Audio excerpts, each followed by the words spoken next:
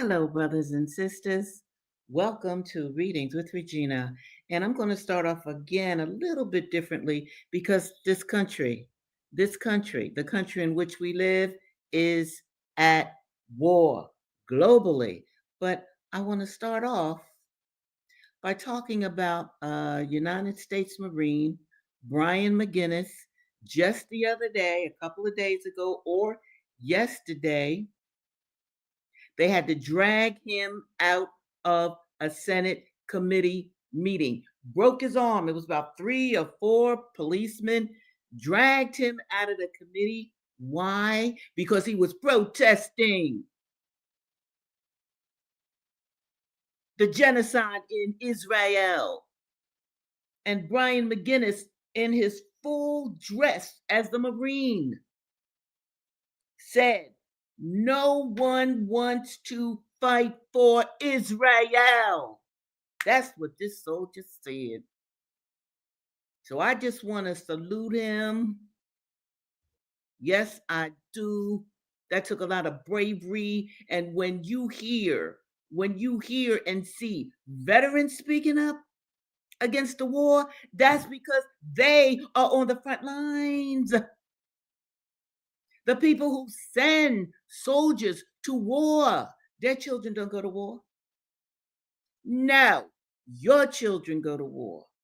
Black, white, Asian, Hispanic, anybody that's working class. I want you all to think about that. So I wanted to just share it because I am absolutely and will remain distressed over the bombing in Iran. And did you hear the Secretary of War? How you like that? The Secretary of War. Yeah, we bombing them from the sky. We bombing them on land. We happy to kill. Happy to kill. White people be happy to kill. The Honorable Elijah Muhammad said that. He told Malcolm that. He said the white man is the devil. And he was talking about that Epstein class that's going on right now. He was talking about the oligarchs that control this country. They love to kill. They love blood. All right, I'm going to get into a poem. I got a comment here. Let me see. My friend. Sa'a. Very good. We are at war with everyone, everywhere, all at once. So it's so confused. Sa'a, I'm so glad you said that. Thank you, thank you, thank you, sweetheart. Yes, we are. If I listen, I'm not even going to name all of the wars, but I can tell you this: a war in Somali. In fact, they've split up Somali into Somaliland. See, they look to divide and conquer. This is what they're trying to do right now in what's called the Middle East, which I know is a part of Africa, just a little removed. All right, I'm going to slow down because this really is Readings with Regina. I'm going to get to the books. Let me get this. Who's this? Wait a minute. Let me show this too. Greetings. Hey. Haywood. All right. Greetings, South Carolina. As about, yes, I salute that Marine. Yes, Haywood. Thank you. Thank you. And you know what? All of us must keep up with what's happening to that particular Marine because I know that was hard for him. I know that was hard for him because for him to even be in the service says that he wants to support his country. All right, he's a patriotic American, if you will. Okay, and for him, and I swear, for those of you who haven't seen it, look it up on YouTube. Okay, look it up on YouTube. MAGA to the front line. Yes, absolutely. The person that is the president of the United States, I'm not even going to say his name, lied like a rug his way into office. That particular person was supposed to be the peace president. Remember that, y'all? And again, wars in Africa, America is involved. War in Russia, Ukraine, America is involved. Okay? Name the war, America is involved. And one more thing, Before I go to this poem that's written by my Panther sister, Julia Wright, I want to remind you all about Iran because that's the most prevalent war, boom, that we could see. The Ayatollah Khamenei was a learned man. He was a degreed man. He spoke 4 languages. He was a literary expert. See, I can only imagine the kind of pictures that they are showing of him or have shown on mainstream news, which I don't look at, to try to show you he's so different from us. He's so, look, why can't we deal with difference? Why is that? And I'm going to tell you right now, too, in this war, these so called evangelical Christians, they hate Muslims. Oh, yes, they do. If you're not Christian, then they think that you are beneath everybody else. And don't be of color. Oh, all right, I'm going to stop because, again, this is Readings with Regina, and I want to read, but I just had to share that. And my Panther sister, Julia, this is her book, okay? She wrote this poem. I'm on a listserv with her, a listserv to Free Mumia Abu Jamal, absolutely. Anyway, she wrote this poem today, and it's just so appropriate for what we're going through. This is how it starts. They are poor, so they dig the graves of themselves. No, let me start over. In fact, this is for the 165 babies between 6 and 12 that America bombed. America bombed. Our tax money bombed 165 baby girls in Iran in school. They had not gotten a heads up, nothing. They just bombed them because they are demonic Satanists. They are poor. So they dig the graves themselves. The grave diggers are the parents with their daughter's blood still on their clothes. The dead are little girls, shredded, leaving behind pastel school bags and unfulfilled dreams. 165 of them whose last words are unforgettable screams. An Iranian scholar shakes his head and he comments that it is the Epstein class that either rapes childhood or bombs children in the belly of the beast. And across borders, from Caracas to Ouagadougou, from Minneapolis to Tehran, from Gaza to Minab, the only illegal immigration worthy of the name is the thoughtlessness of human free AI bombs and the evil of the billionaires' havens. So, would the real banality be the choice of inaction? All right.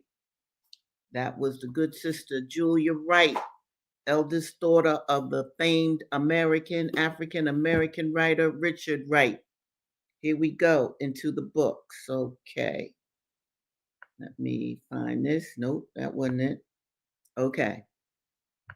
We're going to start off with the book, The Slave Ship. Okay. And remember, the title of this episode is The Slave Ship Was the Original American Factory and Prison for Whites and Blacks. I'm going to say that again because the slave ship was the original American factory and prison for whites and blacks. And now I'm going to show you what that author, Marcus Rediker, what he meant by that. The slave ship was a factory in the original meaning of the term, but it was also a factory in the modern sense.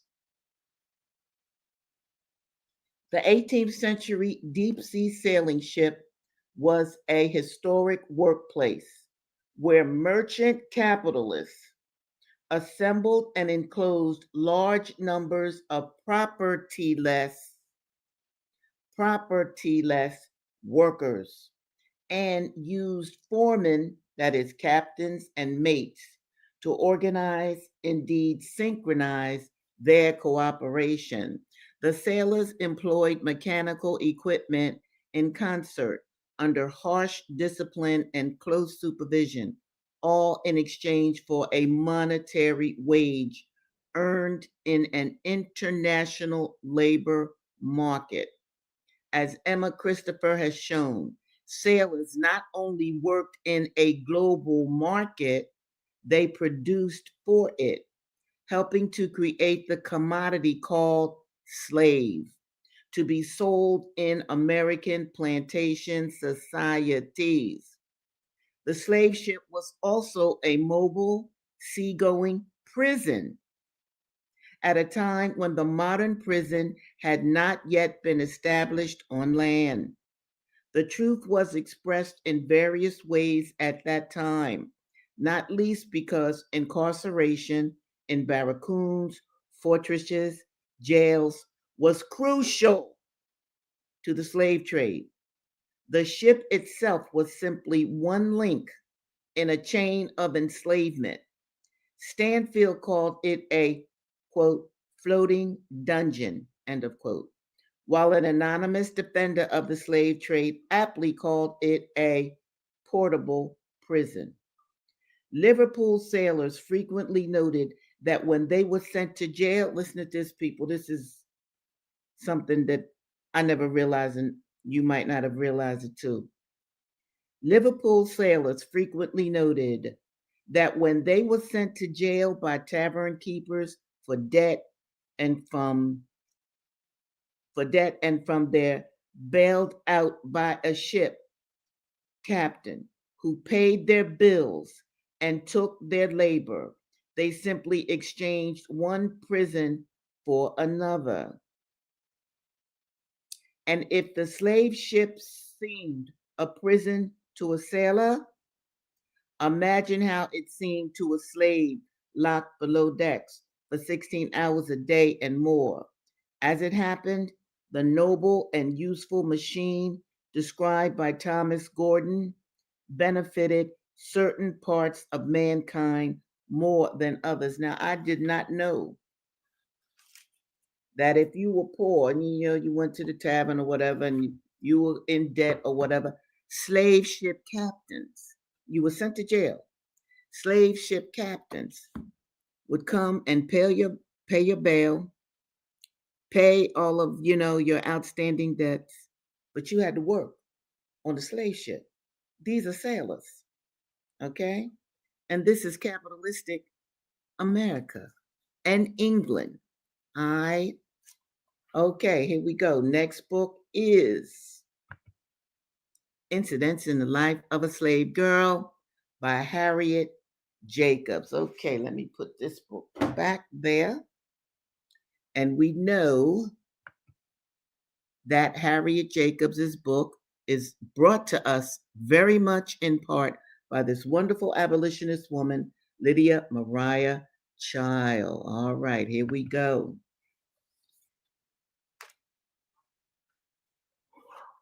Now, here we go.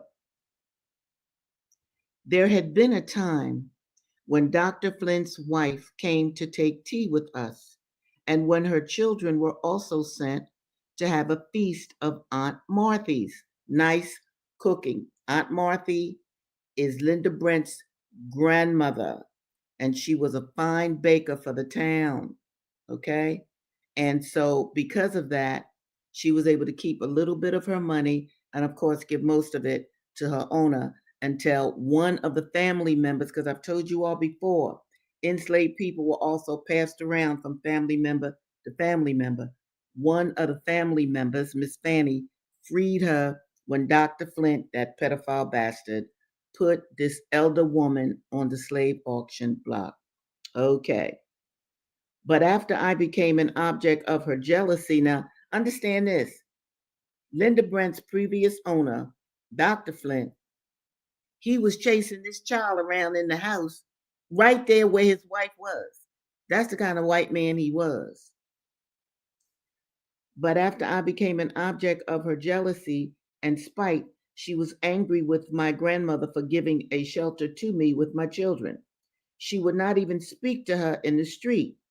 This wounded my grandmother's feelings, for she could not retain ill will against the woman whom she had nourished with her milk when a babe. Let me just show you all this. This is important. Here it is. Black women who were pregnant and or had their babies around the same time as a white woman would also be requested to offer their breasts to the white children, to the white child. Can you dig it? Black women raised many white children. Enslaved black women gave their bodies, gave their breasts, their milk to white children. And Linda Brent's grandmother had given her breasts to these white people in the family when they were babies. This is what Linda Brent is talking about. And I wanted to show you all this because I wanted to remind you that this was a regular occurrence. White women did not want to go through breastfeeding. So the black woman would take that place. All right, here we go. Okay, I'm going to read this again. This wounded my grandmother's feelings, for she could not retain ill will against the woman whom she had nourished with her milk when a babe. The doctor's wife would gladly have prevented our intercourse. Now, you know, intercourse is used differently now, but this is its original meaning. Our intercourse with Miss Fanny, if she could have done it. But fortunately, she was not dependent on the bounty of the Flints. She had enough to be independent, and that is more than can ever be gained from charity, however lavish it may be.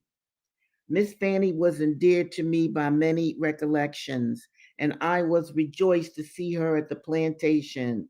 The warmth of her large, loyal heart made the house seem pleasanter while she was in it. She stayed a week, and I had many talks with her. She said her principal object in coming was to see how I was treated and whether anything could be done for me. She inquired whether she could help me in any way. I told her I believe not. She condoled with me in her own particular way, saying she wished that I and all my grandmother's family were at rest in our graves, for not until then could she feel any peace about us.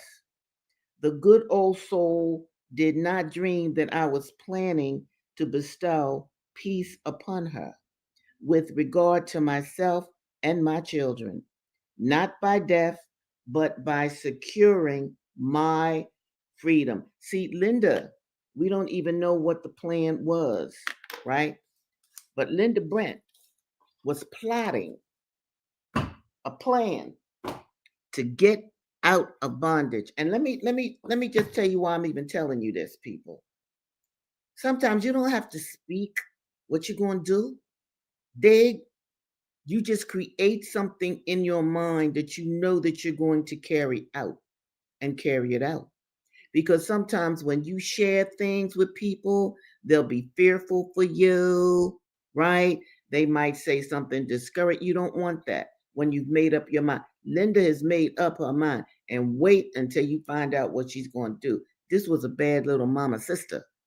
All right. So the next book I'm going to go to is my hero, Ida B. Wells, the first investigative reporter in America. Not the first black, the first woman investigative reporter in America. And okay, here we go.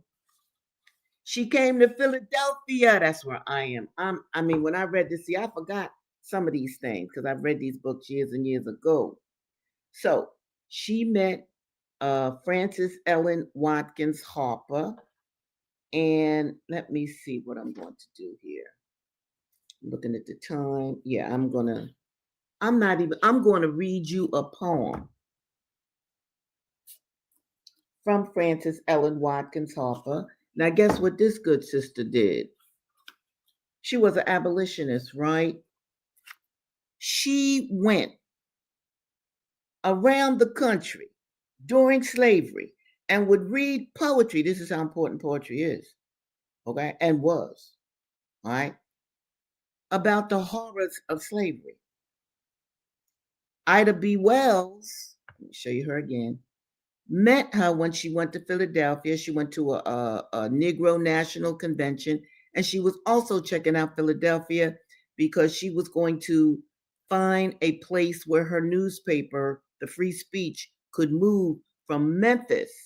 Because in Memphis, her three friends, black men, were lynched because of a jealous grocery owner who didn't want to compete with the blacks who put their little monies together. This is right after slavery, and had a grocery store. But anyway, instead of just reading Ida, I'm going to read Frances Ellen Watkins Harper. Let me show you, if I can find it, her picture again, because there's another picture of her in this book that I want you to see. She's so pretty. I can't find the picture. Wait a minute. All right, well, I'm running out of time, so I'll just show you this picture again. That's her. Boom. Okay. Why I love this poem? Remember, I've always told you that one of the missions of Readings with Regina is to show you your heroes that you may not know about. Now, this is a true story. A young brother was beat, whipped 750 times, lashed 750 times, lashed 750 times by these white demonic bastards until he died. So, what the poet did, Frances Ellen Watkins Harper, she wrote a poem and she called it The Tennessee Hero. I read some of it yesterday. I'm going to read some more now. A tameless light flashed from his eye, his heart beat firm and true. He was the hero of his band, the noblest of them all. Though fetters galled his weary limbs, his spirit spurned their thrall, and towered in its manly might above the murderous crew. Oh, liberty had nerved his heart, and every pulse beat true. Now tell us, said the savage truth, and life thy gain shall be. Who are the men that plotting say they will and must be free? Oh, could you have seen the hero then as his lofty soul arose and his dauntless eyes defiance flashed on his mean and craven foes? Quote, I know the men who would be free. They are the heroes of your land. But death and torture I defy ere I betray that band. And what? Oh, what is life to me beneath your base control? Nay, do your worst. Ye have no chains to bind my freeborn soul. Go ahead, brother. They brought the hateful lash and scourge with murder in each eye, but a solemn vow was on his lips. He had resolved to die. Yes, rather than betray his trust, he'd meet a death of pain. 'Twas sweeter far to meet it thus than wear a treason stain. Like storms of wrath, of hate and pain, the blows rained thick and fast, but the monarch's soul kept true till the gates of life were passed.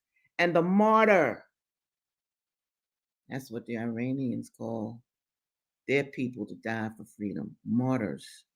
She wrote this in the 19th century. And the martyr spirit fled to the throne of God on high and showed his gaping wounds before the unslumbering eye. The unslumbering eye. Lord have mercy. I wondered why I wrote this particular title, In Back of God's Eye.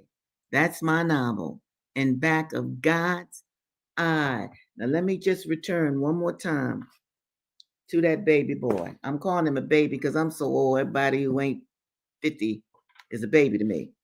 They beat that brother 750 times. They lashed him 750 times. They lashed him to death.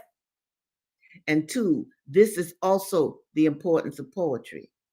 We get to know this hero because of this poem that Frances Ellen Watkins wrote, and she hung out with Ida B. Wells. Yes, Ida B. Wells.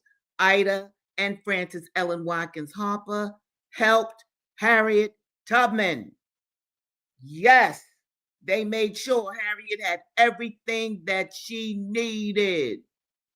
Okay, especially Frances Ellen Watkins Harper, because Harriet came through Philly regularly. Right on. Okay. The next book I'm going to share is oh, okay, yeah, this one. Asada. Asada Shakur. Here we go. Asada has written an open letter to Black people because she is being painted as a monster, just like they doing Iranians right now. And so she wrote an open letter to the public so that we could know her side of things. Here I go. Okay, where am I going to start? I am a Black revolutionary, and by definition, that makes me a part of the Black Liberation Army. They have called us gangsters and gun malls and have compared us to such characters as John Dillinger and Ma Barker. It should be clear, it must be clear to anyone who can think, see, or hear that we are the victims and not the criminals. It should also be clear to us by now who the real criminals are. Nixon and his crime partners have murdered hundreds of third world brothers and sisters. Now, listen to this. She's writing in the late 70s. Vietnam, Cambodia, Mozambique, Angola, and South Africa. As was proved by Watergate, the top law enforcement officials in this country are a lying bunch of criminals. A lying bunch of criminals. Let me take a moment to say this to you again, my people. Iran did not have a nuclear weapon, nor did they wish to build one. It was against their Muslim, Shia Muslim religion to build a bomb that can destroy this earth that was given to us. So, what does that mean? That means that the people in the White House are lying like a rug. This is what Asada was saying in the 70s about the Nixon administration, and you can use that same ideology, those same ideas to talk about the current administration. They lie, they lie, they lie. I shouldn't talk about Bush, but I will. Look, weapons of mass destruction. I think by now you know that's a lie. And Colin Powell would show us this vial. We go to war. Don't you understand that war is killing? War is death. War is wounding. War is psychological destabilization. Why can't we get along with people? Why can't we get along with other nations? We should, but no, I'm telling you, the devil likes blood, bloodlust, vampires. Okay, I shall return to the book. The president, two attorney generals, the head of the FBI, the head of the CIA, and half the White House staff have been implicated in the Watergate crimes. They call us murderers, but we did not murder over 250 unarmed Black men, women, and children, or wound thousands of others in the riots they provoked during the 1960s. The rulers of this country have always considered their property more important than our lives. They call us murderers, but we were not responsible for the 28 brother inmates and 9 hostages murdered at Attica. If you don't know Attica, look it up. They call us murderers, but we did not murder and wound over 30 unarmed Black students at Jackson State. I'm going to say it again. They killed 30 unarmed Black students at Jackson State or Southern State either. They call us murderers, but we did not murder Martin Luther King Jr., Emmett Till, Medgar Evers, Malcolm X, George Jackson, James Chaney, and countless others. We did not murder by shooting in the back 16-year-old Rita Lloyd, 11-year-old Ricky Bowden, or 10-year-old Clifford Glover.